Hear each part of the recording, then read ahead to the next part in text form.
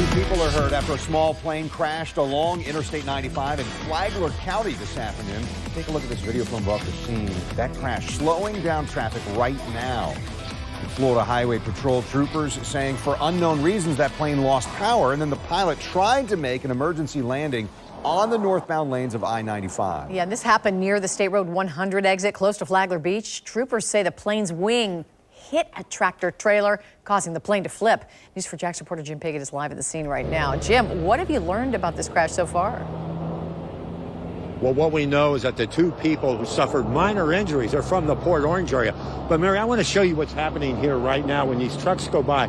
You can see the plane sitting on the flatbed of a truck. They're getting ready to tow this away. It's been out here throughout the afternoon, causing actually a traffic nightmare along I-95 northbound. But as you mentioned, let me tell you what happened here. Earlier today, apparently the pilot from Port Orange and his passenger were flying into this area up to the Flagler County airport up here, which I'd say is about 3 miles from the site, ran into some type of engine problem in the Cessna, and it went down. Apparently tried to land across on the interstate right here, or at least in the breakdown lane. But at the time when they did that, they actually clipped the side of a tractor trailer. That caused his plane to flip over, and you can see the damage that that had caused. Now, surprisingly, I think to a lot of people, is that the injuries in this were very minor at the time. In fact, people stopped along the interstate in order to ran up and help the pilot. That's what some people were telling us as well. And they said that the injuries were minor, but there was a lot of debris along the interstate, so they were clearing that away at the time. So how this happened actually at this point, we don't know. As I mentioned, with the injuries being minor, they're very happy about that.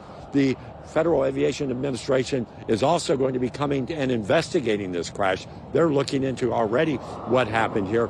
And I just got off the phone talking to our aviation expert about people landing planes on the interstate. He says in some cases it's actually not a bad choice. If the traffic isn't bad at that point, it can give and take, though, on that as well.